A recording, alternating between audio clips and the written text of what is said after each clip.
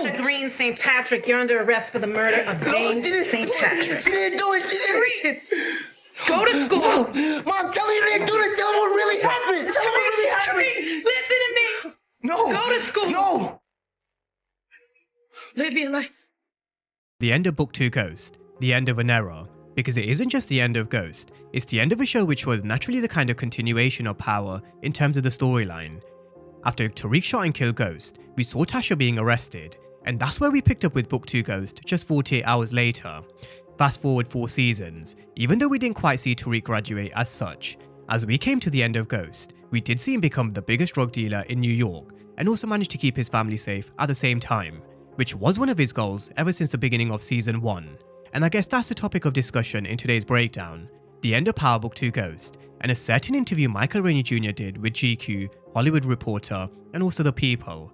He went through some events of Ghost Season 4, his relationships, his status as New York's biggest drug dealer, and also teasing what could be coming next for the character of Tariq St Patrick after Power Book 2 Ghost. So, there are a lot of interview quotes we will be running through in this breakdown, along with some of my thoughts, theories, and predictions. And I will link all 3 articles down below in the description section, they are definitely worth a read. But I will be going through most of the main key talking points. And with that being said, on to the first topic, James St Patrick.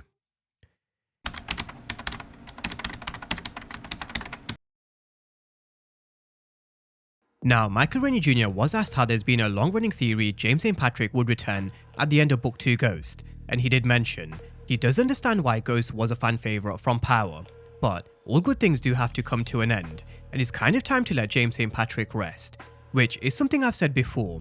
Reading between the lines through various interviews and podcasts that Omari Hardwick has done before, he hasn't really given any kind of indication he ever wanted to come back as an alive character, because like he said before, he wasn't happy with the ending, but you can't change something that's already been written. Miss most the opportunity to take the story to where I thought it could be taken in terms of the ending, giving the fans what I thought they deserved, which was the right and more appropriate ending.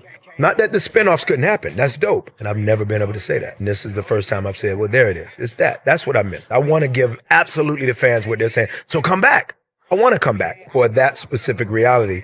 But sometimes you can't rewrite that which has already been written. A while back, he also mentioned stars did approach him, but they couldn't agree on the terms, and that time I kind of covered it. It did seem like it was in and around when they were kind of filming Season 2. They asked me before to come back. They asked me in the last year and a half to come back. When I was offered this. When I was in Boston reading this script, I was in Boston saying, okay, then this.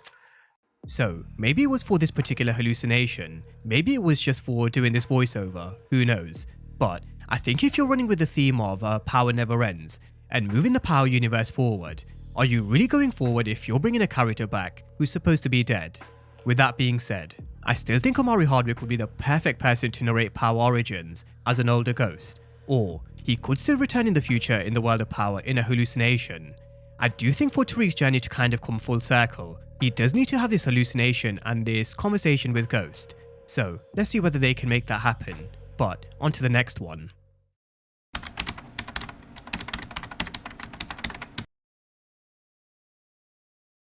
Now, with the Hollywood Reporter, Tariq was asked who was Tariq on Power and who was Tariq on Ghost, and he said the following. On Power, everything Tariq did was out of anger towards his family, anger towards Ghost. Everything was a lot less calculated where he'd basically act off pure emotion. But on Ghost, because he had a family and because he had to protect them, his actions were different. He had a purpose. He had a reason behind everything he was doing on Ghost compared to Power. On Ghost, he was more calculated and more thought out. And I do have to agree, the Tariq that we saw on Power was one full of mistakes, impulsive decision making, and the cause of a lot of problems for the St. Patricks. Although we do have to mention, even though at times he did act like a little shit and like a little brat, he was manipulated by Kanan, also lied to by his parents, and also where he was kind of taught to lie. When you go in there tomorrow to talk to the therapist, I just want you to answer his questions. Don't say more than you have to. So, you want me to lie? So, when we come to doing a full character analysis for Tariq, these are the things we're going to touch on during his early years in Power. But on the whole in Power, he was young, a lot of his decisions were based on pure emotion, and that did kind of result in a lot of consequences for himself, his sister, and also his family. whereas in Ghost, even though he did make a lot of mistakes across the 4 seasons, he definitely was more calculated because he had no choice but to step up and be the man to protect the St. Patricks. He had to protect Tasha and find a way to beat this court case in season 1, which he did.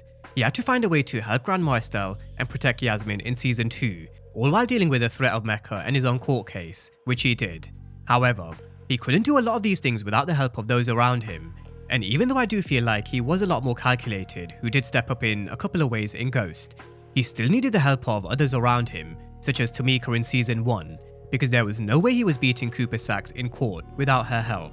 In terms of his operation, he couldn't do this without the help of Braden, who is a man who recruited for Course Correct using his people skills.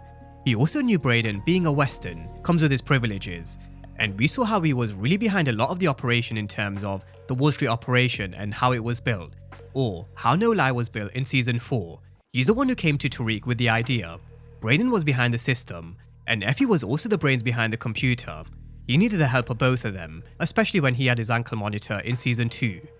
Davis McLean, Monet, and Rashad Tate, we can also add them to the list. So, as much as I do agree Tariq was a lot more calculated in Ghost, I do think we have to give credit to the entire team throughout various different moments, and I also do feel we have to give credit to the writers and Courtney Kemp. A lot of the audience went from hating Tariq to actually kind of rooting for Tariq on Ghost, and that's credit to the writers, the vision of 50 Cent, and Courtney Kemp for spinning the narrative. Although I do think there are kind of still a few who sit in the camp who have never forgiven Tariq for killing Ghost, and they're kind of still fuck Tariq. But on to the next one.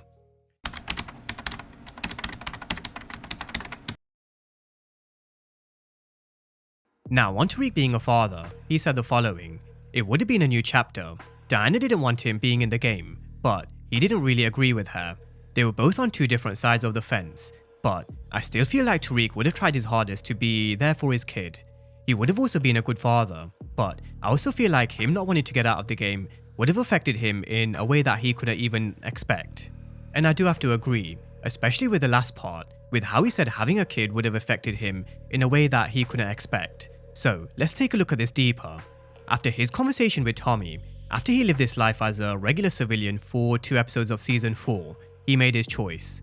But being in the game at the same time, as well as raising a child, protecting his family and his new family, it would have been a complete different ball game.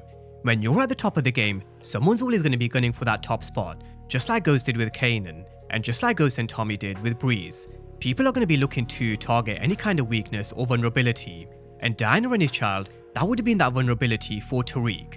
However, at the end, he did kind of accept that if he wanted to be in the game, he can't have a family, and I guess that was kind of different between him and Ghost. He was finally accepting that he's going to be in the game, embracing the life of a gangster. On the other hand, with Ghost, just like Tommy mentioned, Ghost living this double life fucked him up. Although on that point, we do have to mention, he did want out of the game from the very beginning of Power, but there were various other factors that kept pulling him back in. Or, you could actually look at the other perspective like Stefano mentioned to Rock. Once you're in, there is no leaving. There are only 1 of 2 ways out, and Ghost may have been delusional to think he could escape, especially after all the blood that was spilled in terms of Breeze, sending Kanan to prison, and so much more. So, could he really escape the sins of his past? With Tariq, he was embracing this world. However, if the baby did survive, in an alternative kind of reality, I do think Tariq would have learned the hard way, which would have definitely been a lot later down the line.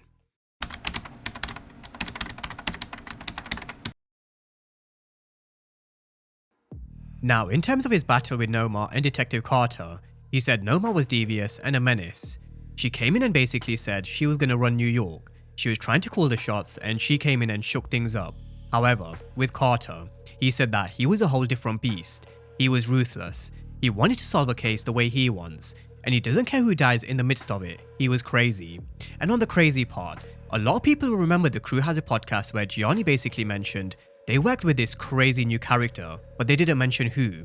But now that we have seen season 4 to its entirety, I think the crazy character was Detective Carter. Zion was also definitely crazy and unpredictable, but he wasn't the main focus, and didn't quite shake things up like Carter. But in terms of Carter, it really was like a boxing match between the two. And his baby was your baby.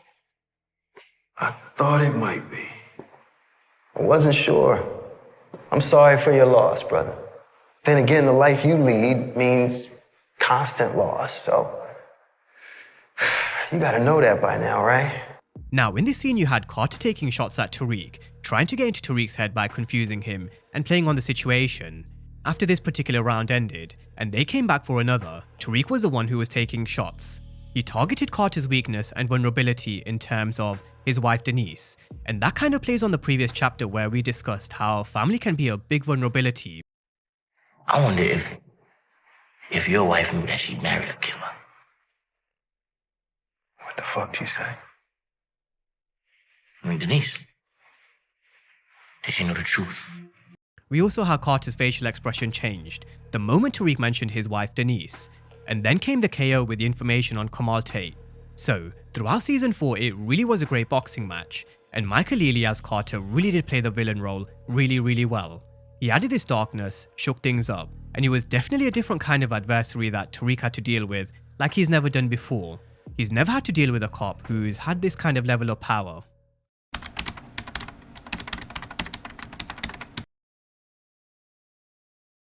Now, on the end of Tariq St Patrick, which comes full circle with the initial theme of this breakdown, he did mention he was expecting to survive, because who was really going to take Tariq out? He always has an answer, and he didn't know who would be the right person to take him out. Imagine Carter coming in the final season and killing Tariq, that just wouldn't make sense. Then again, the writers, if they wanted to write it that way, they could have made it make sense. Even like Ghost. We didn't think Ghost dying would have made sense at the end of Power, but they made it make sense. Ghost was becoming a different person, and by that, Michael Rainey Jr means the kind of shift that we saw in Ghost.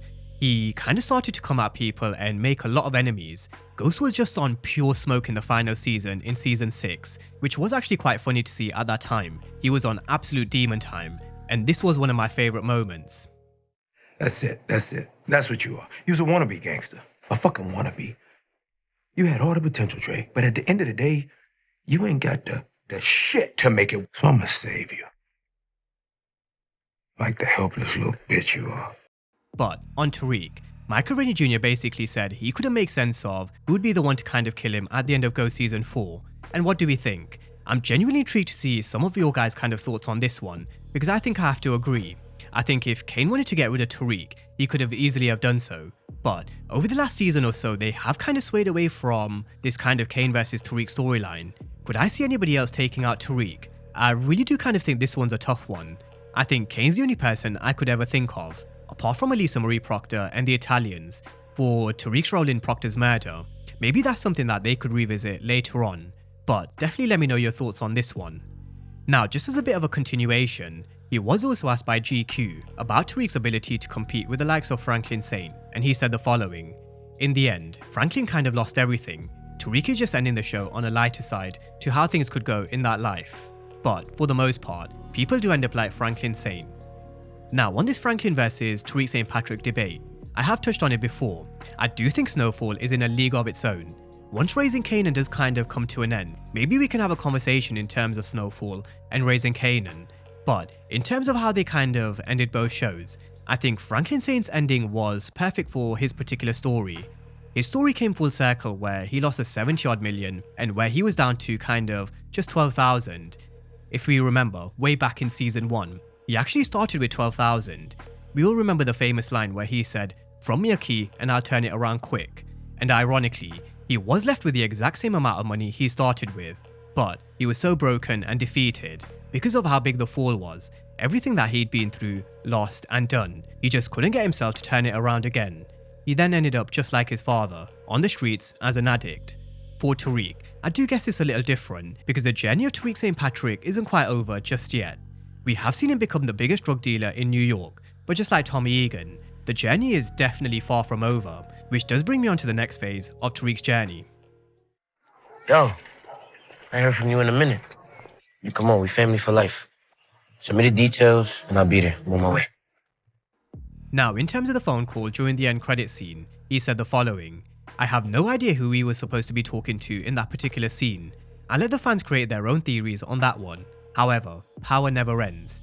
Now, I do think we all know who was on the other end of this phone call. It just makes sense that it was Tommy Egan.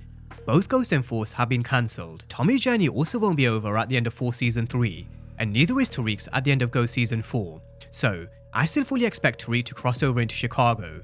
where they then meet, where Tariq kind of helps him on whatever kind of mission, which then sets up the next power show. It just makes sense. And I have spoken about before how Tommy would be the perfect mentor for someone like Tariq. Tariq needs someone to check him when he speaks out of line about Ghost, someone to teach him how to fight. Someone needs to basically be the one that brings everything together, because don't get it twisted, Tariq is a smart individual, but I do still feel like there is kind of a bit more he can learn. I also feel like Tommy could kind of learn a thing or two from Tariq. I definitely think both of them could benefit each other, and like I mentioned in my last breakdown, if Tariq shows enough in the next power show, if it is with Tommy Egan, maybe he's the one who gives the name of Ghost to Tariq, but we still need to see more. I want to see Tariq come back as a different beast after Michael Rainey Jr. has put in some time in the gym, and where he can't be punked around like he's done before. So there's my kind of hope and thoughts on this particular ending, which isn't an ending as such, but rather the closure of one chapter and the beginning of another. Now with that being said, that's the end of Tariq St Patrick's chapter on Power Book 2 Ghost, so the floor is now yours. We've been through a lot in terms of the information, I've given you my thoughts and theories, and now it's your turn. Drop all your thoughts down below in the comment section, and as always, thank you guys for watching, and I'll see you next time.